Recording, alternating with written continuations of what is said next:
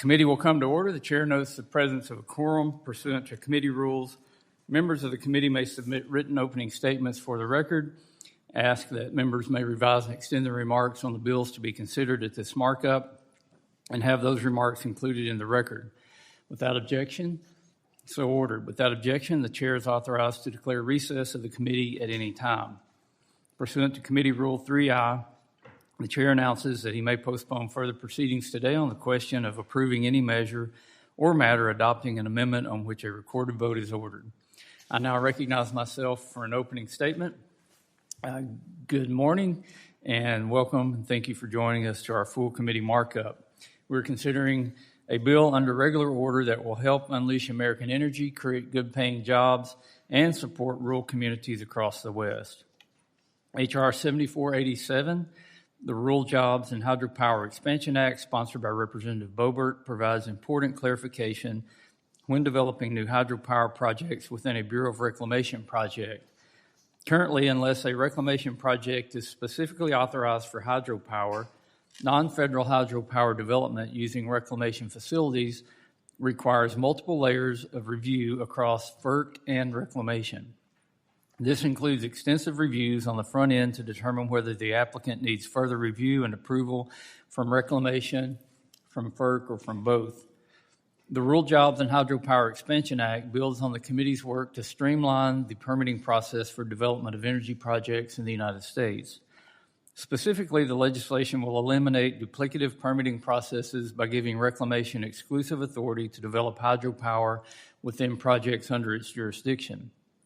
The common sense change will ensure that nearly 20 projects currently in development will not be delayed due to duplicative permitting processes and reviews. Permitting reform is crucial for building much-needed infrastructure and delivering a supply of affordable, reliable energy to American families. Without it, we will not be able to unleash our vast energy resources, lower the cost of living, and support rural communities. As we discussed yesterday with Secretary Burgum, if our nation is to remain energy dominant, we must continue to unlock our resources and build the critical infrastructure that we need to power America. This Congress, we have worked diligently to cut red tape and develop domestic energy resources. Today's markup of H.R. 7487 is another step towards achieving that goal. Now is the time to unleash American energy. In addition, we will also consider 5 bills on which the committee has reached bipartisan agreement.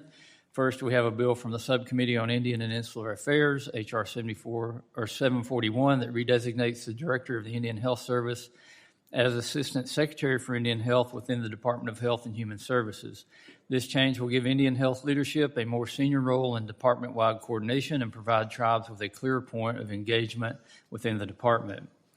Next, we have 2 bills from the Subcommittee on Water, Wildlife, and Fisheries, H.R. 5694 from Representative Begich, which protects the right of Alaska Natives to sell authentic native handicrafts and artwork in interstate commerce.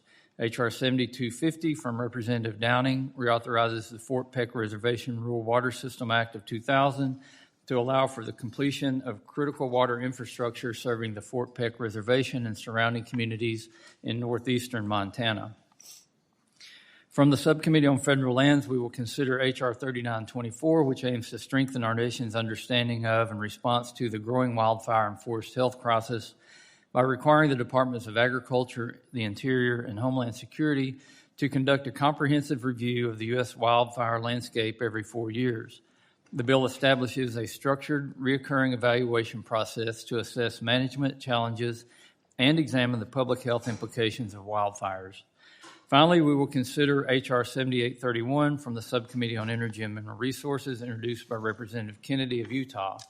This legislation reauthorizes existing fees for oil and gas applications for permits to drill, ensuring that the Bureau of Land Management field offices have the staff and resources needed to permit projects quickly and efficiently. I thank the ranking members for their dedicated work on these bills. I appreciate Ranking Member Huffman and his team's work on getting another package of bills that we can unanimously agree on, and I look forward to the discussions today. I yield back my time and recognize Ranking Member Huffman for any opening statement he may have. Thank you, Chair Westerman. We have 6 bills on the markup agenda today, and I appreciate that you've brought us a broad mix of bills across the committee's jurisdiction. Just very briefly, that starts with Representative Stanton's H.R. 741, the Stronger Engagement for Indian Health Needs Act.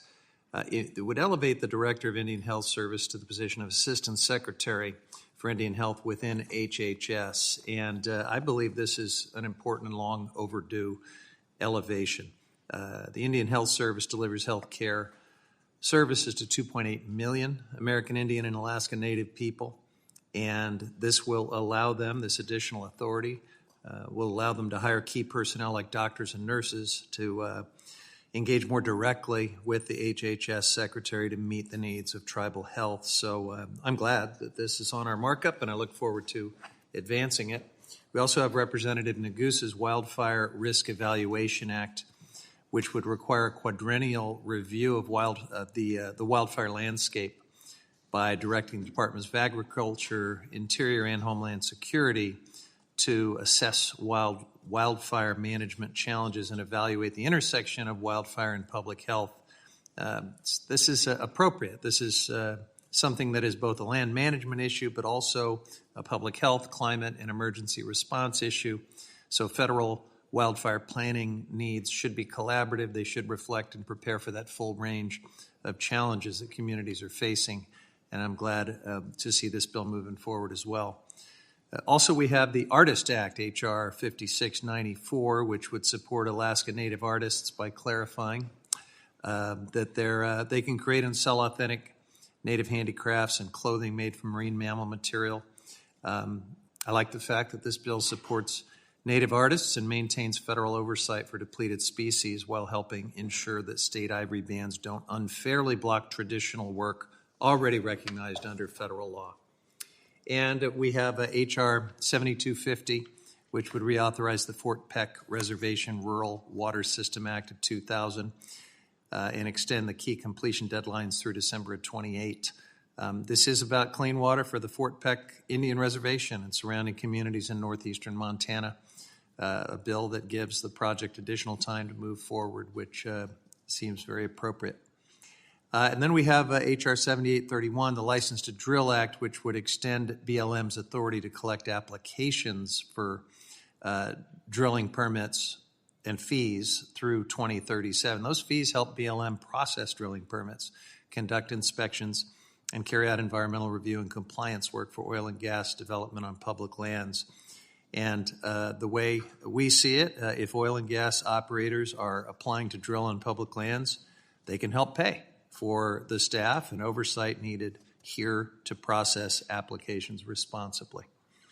So that brings us to the last bill, H.R. 7487, Representative Boebert's Rural Jobs and Hydropower Expansion Act. Let me just start by saying I like hydropower. We support hydropower. We want to see it improved and expanded. We want to see the licensing process streamlined and improved wherever that is possible, but we should be able to do that without eliminating longstanding core safeguards in the permitting process for tribes and our environment. And unfortunately, as it's currently drafted, I believe that's what H.R. 7487 would do.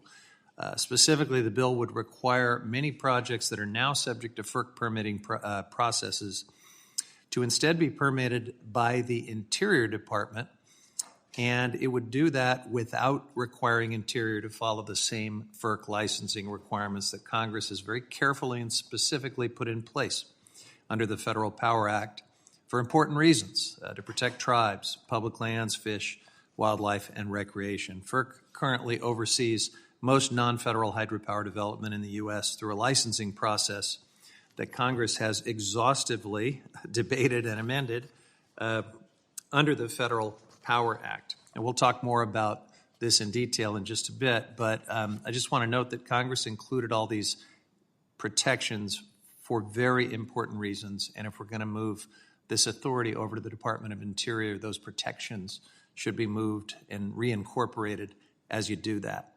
Poorly planned hydropower projects or projects operated by unscrupulous private developers can shape watersheds for decades. They can greatly affect tribes' recreation, fish passage, and fish and wildlife. So we need to be careful to get this right, and I look forward to further discussion. I yield back.